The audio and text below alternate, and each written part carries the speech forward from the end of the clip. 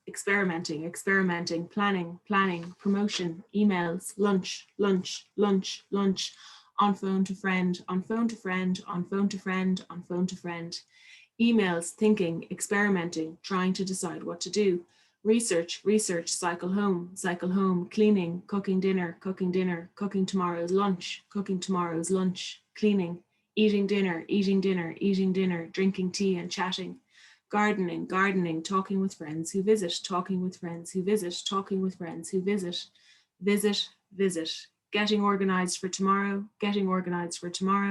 internet, internet, bed, reading, bed, trying to sleep, bed, trying to sleep, sleep, sleep, sleep, sleep. So these are contributions that were, words. Okay, I'm going to start again. These were forms that participants filled in the project Department for Timekeepers. So the Department of Timekeepers happened between 2016 and 2018, and it was a research-based participatory project that took part in St. Andrew's Community Centre in Dublin, which is a community centre that's used for a lot of different purposes. Theatre groups, retirement groups, gardening groups, alcohol addiction, drug addiction, youth groups, loads of different groups and reasons, and it has an art studio attached to it. So at the time of making this work, I was in receipt of social welfare from the government, which is, in Ireland we call the dole, and it's very common for artists to be in receipt of the dole, as paid employment is very scarce for artists. I think it's probably the same everywhere. So I was going through a period of really thinking about what it was I was doing, how I was spending my time, what kind of work I was making, and where value lay. I was like, I don't know what age I was, maybe I was 30 or something. And I had just finished a master's and moved in with my parents, and my self-esteem was pretty damn low. And I was going into the dole office and they were asking me questions about if I was working and looking for work. So this whole project was really a response to my personal situation. And when I was invited to do the residency, it was an opportunity to kind of think through questions about value systems in relation to how we spend our time and different forms of work and labor publicly. So I wanted to ask the questions that I was consistently asking myself, but with other people. So, no, sorry, my pictures are a bit all over the place. So the studio that I was given was at the side of the community centre, and it had its own door. So I created this logo, the Department of Timekeepers, which uses the same kind of graphics and colours as the Department of Social Protection use. So people who receive the dole in Ireland would be kind of familiar with the aesthetic of the sign. And I put the sign outside the studio door and had an open studio policy and put posters up and just invited people to come and talk to me about the topics of time, labour and value. So it wasn't a particular, it wasn't just an art audience. There was a very diverse group of people who came to talk to me. Some really wanted to talk about it, some didn't want to talk about it. And I had loads of amazing encounters and conversations. So within the studio then, when people came in, I had like a collection of loads of different things, from drawings. I do a lot of kind of repetitive, labor intensive drawings, charts where I was tracking my time and what I did. And I photocopied and blew up a lot of government forms that I was engaging with to receive my social welfare. So I was looking at the language of these institutions, yours sincerely, the manager, it's the impersonal language that's used, and how people who are in receipt of these state supports often are rendered in kind of,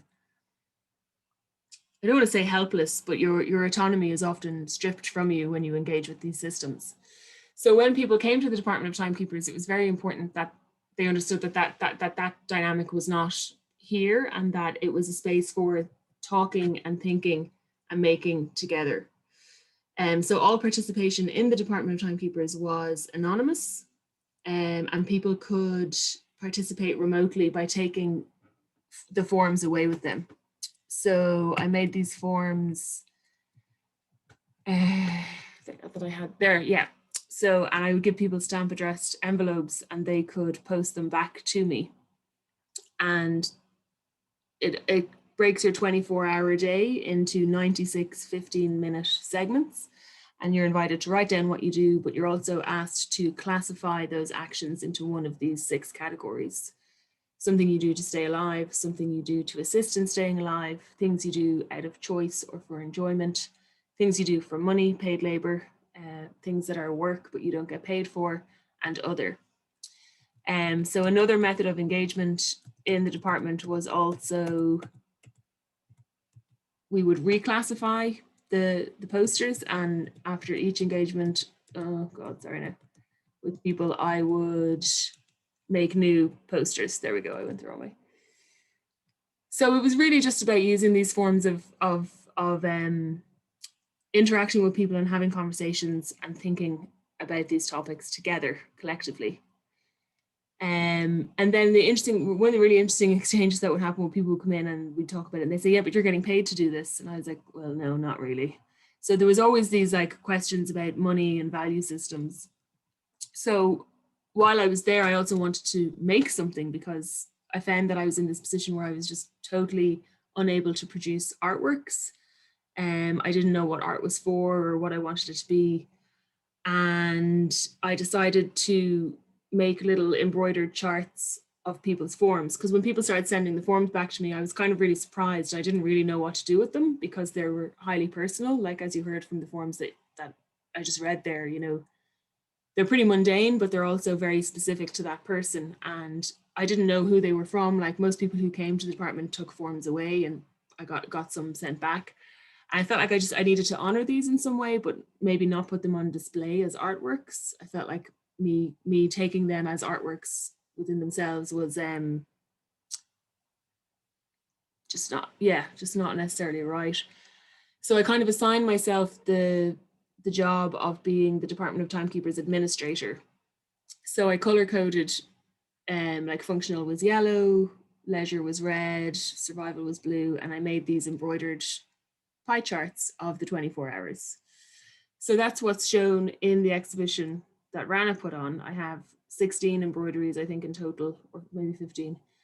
And these blank templates that I used. So I embroidered them because it was a slow method of production, and it was in opposition to the ideology of efficiency and kind of productivity, and just trying to slow down the act of making and think about what it meant. And then the conversations with people that came in continued around those topics. I mean, I could keep talking for a very long time about the project because there was several different outputs and exhibitions and engagements and performances of the work. But as I see it now, I see it as kind of an archive of interactions with people that I am the custodian of. And it exists in different contexts and in different ways. So this was one way it was exhibited in an exhibition space in a gallery. In another show, I typed out the forms that I got. So I didn't exhibit the handwritten forms that people sent. I typed them out to kind of render them more anonymous. And in another exhibition, all of the forms were read out by a vocal group, and it became kind of a chorus of daily action.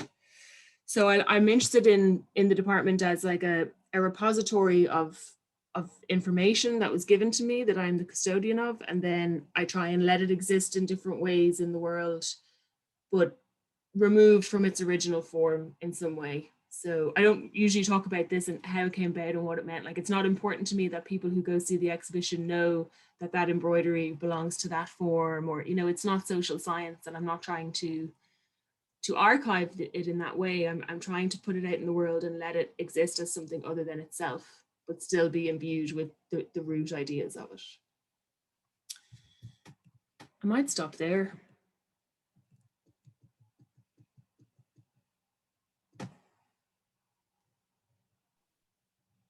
Do you want me to keep talking, Rana? Yeah, I like listening to you, by the way. We are losing audience, but still. Yeah, it's good. going on a bit long, maybe. Yeah, I like the idea of you, the artist of the exhibition, coming together to talk about their works, at least in this kind of situation. Yeah. I love the repetition and the words. Yeah, I think that's so beautiful. It's like in the reading, you mean? Yeah, like I when I was listening there, there's something very powerful about the repetition. And then I think there was a break, because the one thing when I was, because I'm really sorry, originally when you were speaking, I actually thought it was all your time, and I was going, God, she's doing so much. How can she have grandkids? Sorry, I was just like, how could you possibly have grandchildren? But you know, it was. But then there's this break. There's then there may be. You know, I think there was like preparing food and then eating, and that was just one eating, and then it was. There's a really wonderful rhythm. I'm absolutely, I suppose, even with my own work, I'm fascinated with that repetition. You know, we repeat something, we repeat a sentence. In the most mundane sentence, when it's repeated so many times, you hear it differently.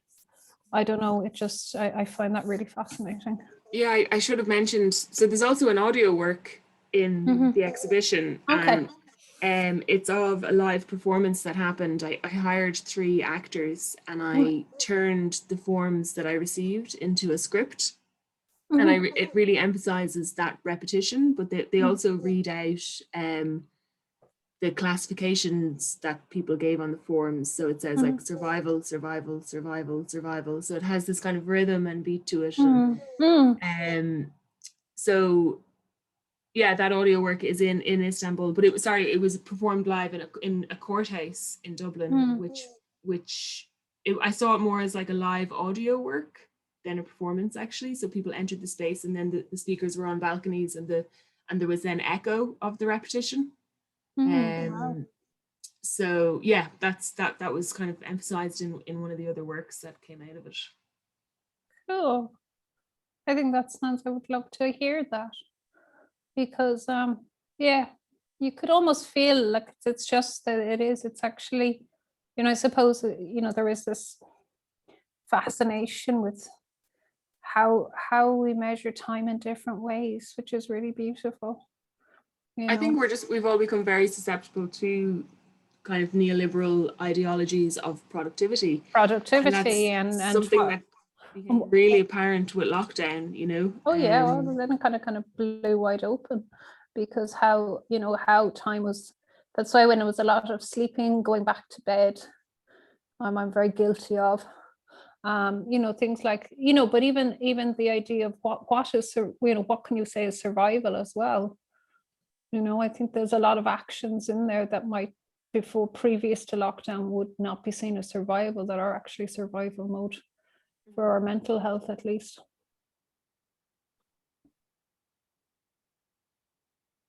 Yeah, and by just very chance,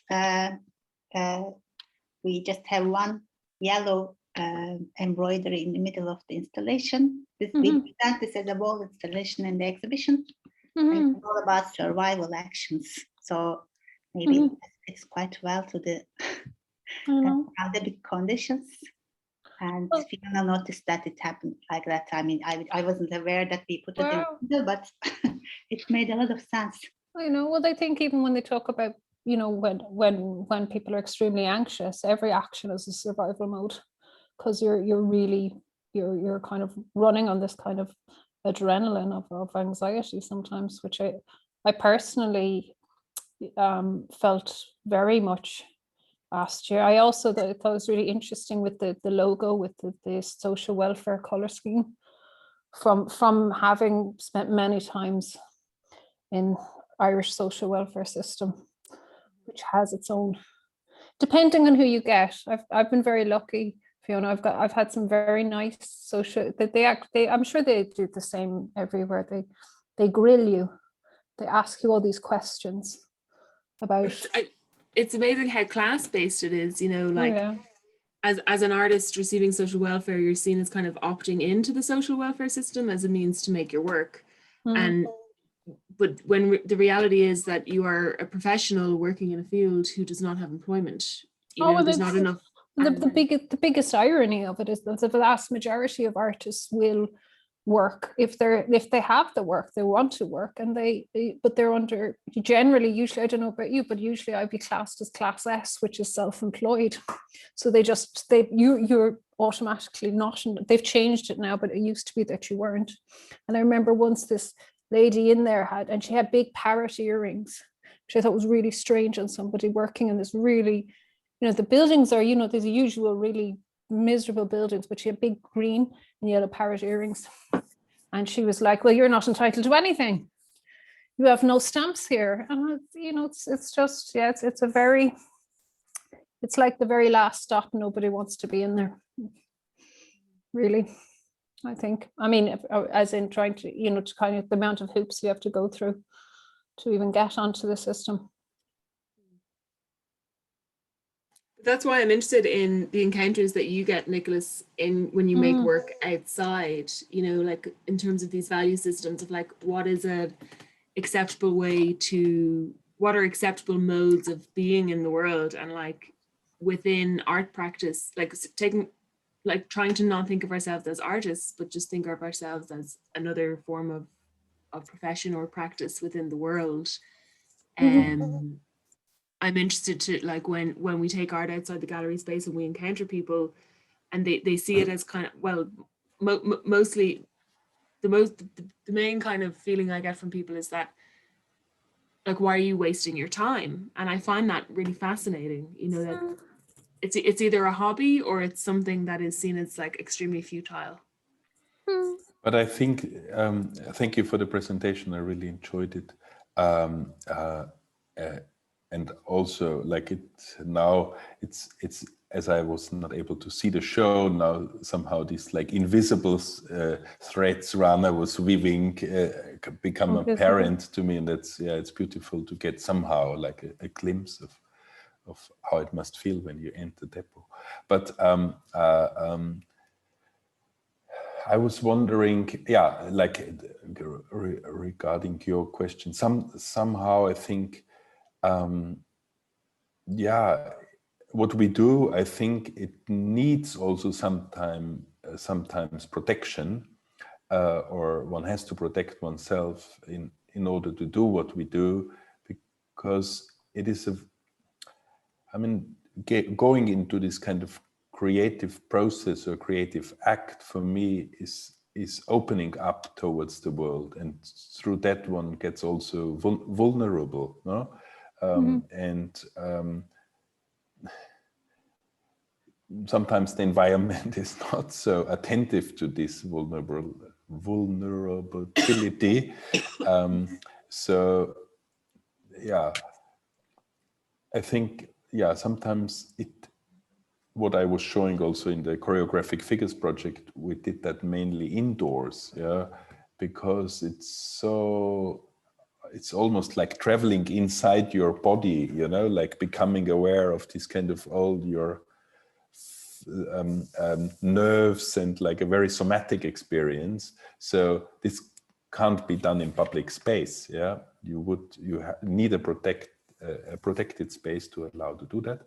But then later you can kind of retranslate that experience and that way of experience the world into the public. And that's something I wanted to ask you. How is it for you to have all these kind of like data? Is that something also like a recurring motive in your work? I'm not so familiar with your practice, that you reach out and kind of get in touch with people, and then have this kind of data and then kind of sculpt somehow with it, or rework it into your work? Is that?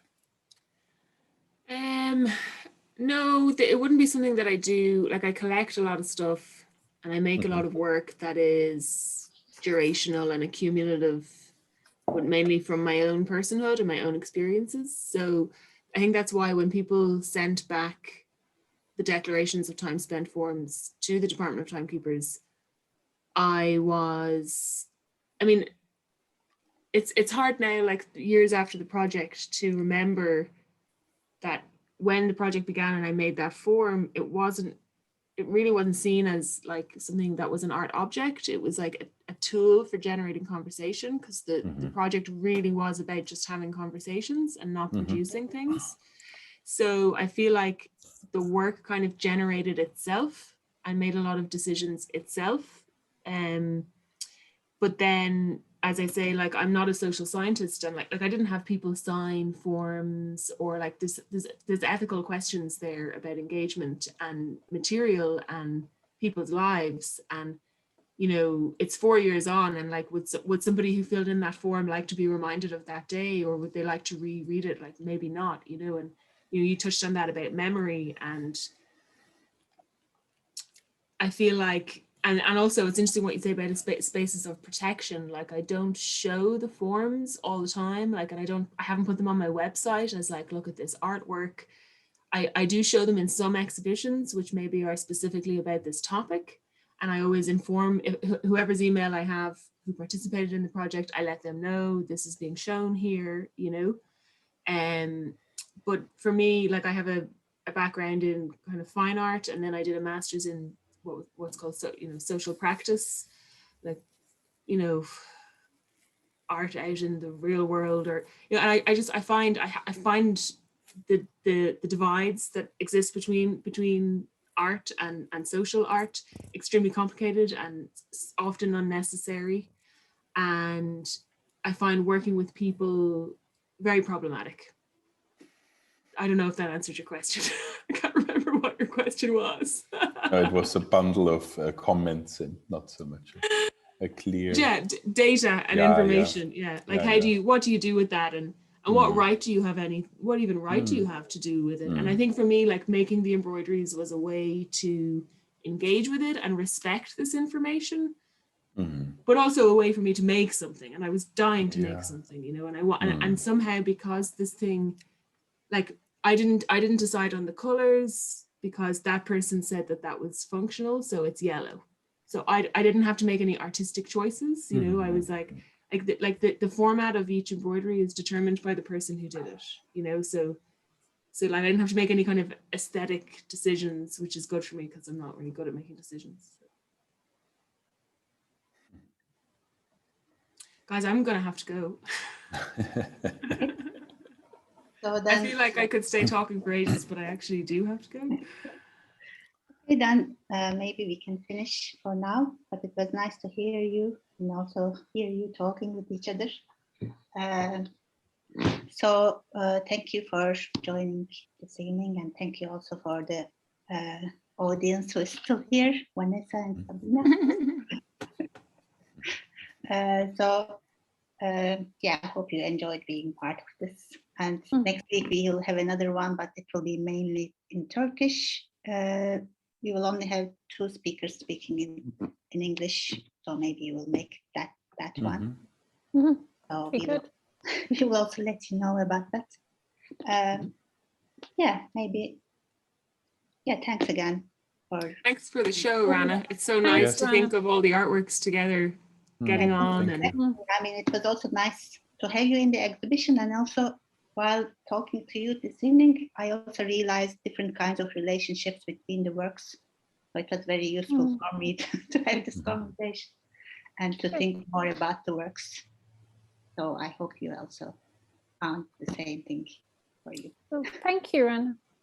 Thank you. Pleasure. Yeah. Thank you, guys. Thank you, Fiona. Thank you, Nicholas.